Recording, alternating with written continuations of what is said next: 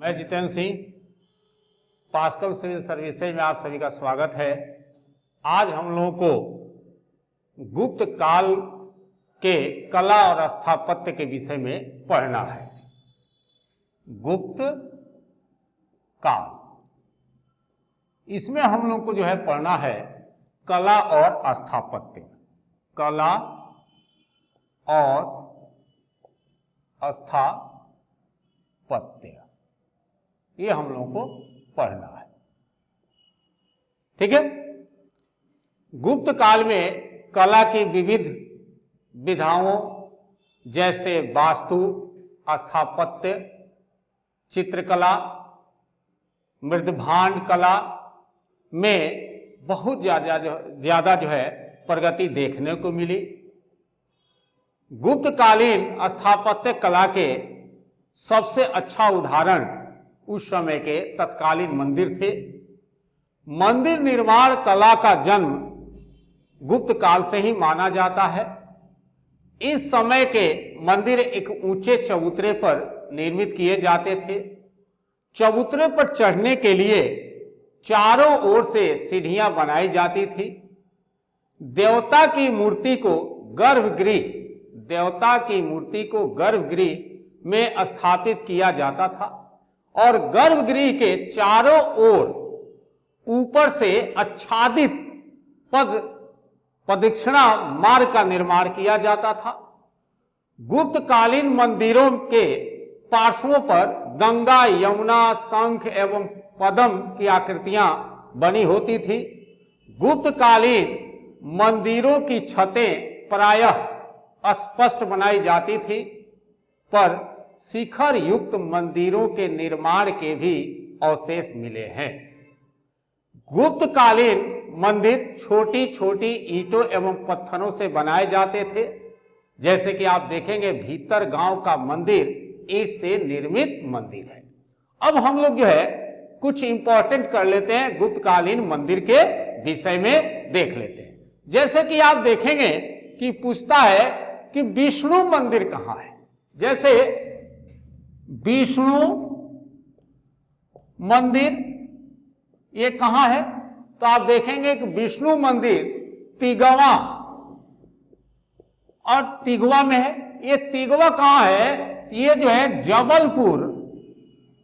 जबलपुर यानी कि मध्य प्रदेश एमपी में। उसी तरह आप देखेंगे शिव मंदिर जो है यह भूमरा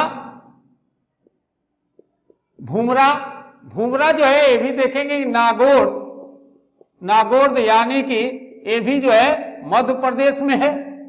उसी तरह आप देखेंगे पार्वती मंदिर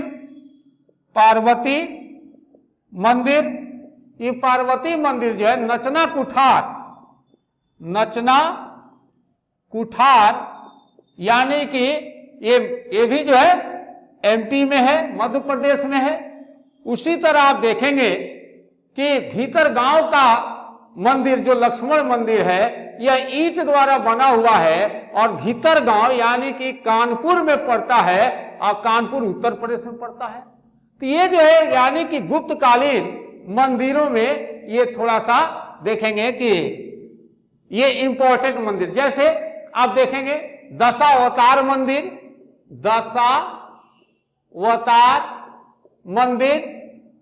ये जो है दशावतार जो मंदिर है यह देवगढ़ झांसी यानी कि यूपी में ये भी है। ये जो है इस काल का यानी कि ये जो इंपॉर्टेंट मंदिर है जो आपको याद रहना चाहिए। अब हम लोग जो है आप देखेंगे कि जैसे बौद्ध देव मंदिर यानी कि थोड़ा सा हम लोग इस पर चर्चा कर लेते हैं।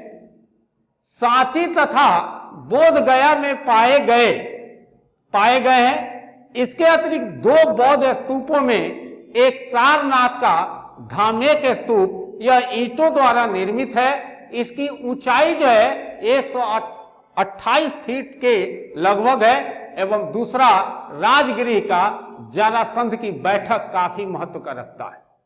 गुप्तकालीन मंदिर का सर्वोत्तम उदाहरण, गुप्तकालीन मंदिर कला का सबसे अच्छा उदाहरण अगर है तो है देवगढ़ का दशावतार मंदिर, जो कहां है, यानी कि दशावतार मंदिर देवगढ़ झांसी में है। झांसी कहां? यूपी में। इस मंदिर में गुप्त स्थापत्य कला अपने पूर्ण विसर्जित रूप में दृष्टिगोचर होती है। यह मंदिर सुंदर मूर्तियों से जड़ित है, बनी हुई है। इनमें झांकती हुई आकृतियां, उड़ते हुए पक्षी व हंस, पवित्र वृक्ष, स्वास्तिक, फूल पत्तियों के डिजाइन, प्रेमी युगल एवं बौनों की मूर्तियां निसंदेह मन को लुभाते हैं। इस मंदिर की विशेषता के रूप में इसमें लगे 12 मीटर ऊंचे शिखर को शायद ही नजरअंदाज किया जा सके। संभवतः मंदिर निर्माण में शिखर का यह पहला प्रयोग था। अन्य मंदिरों के एक मंडप की तुलना में दशावतार के इस मंदिर में 4 मंडपों का प्रयोग हुआ है। अब जो है इसी में जब मंदिर का ये सब हम लोग बात किए तो थोड़ा सा हम लोग जो है मूर्ति कला का भी बात कर लेते हैं। मूर्ति कला गुप्त काल का सर्वोत्तम पक्ष उसकी मूर्ति कला है। इसकी अधिकांश मूर्तियां हिंदू देवी देवताओं से संबंधित हैं। गुप्तकालीन मूर्तिकारों ने जो है आप देखेंगे कि बुद्ध की मूर्तियों में सारनाथ की बैठे हुए बुद्ध की मूर्ति, मथुरा में खड़े हुए बुद्ध की मूर्ति एवं सुल्तानगंज की तांबे की बुद्ध मूर्ति बहुत ही उल्लेखनीय है। इन मूर्तियों में बुद्ध की शांत चिंतन मुद्रा को दिखाने का प्रयत्न किया गया है। भगवान शिव के एक मुखी एवं चतुर्मुखी शिवलिंग का निर्माण सबसे पहले गुप्त काल में हुआ था। शिव के अर्धनारीश्वर रूप की रचना, शिव के अर्धनारीश्वर रूप की रचना इसी समय में की गई थी और विष्णु की प्रसिद्ध मूर्ति देवगढ़ के दशावतार मंदिर में स्थापित है। अब इसके साथ हम लोग थोड़ा सा चित्रकला की भी बात कर लेते हैं। चित्रकला, इसकी बात कर लेते हैं।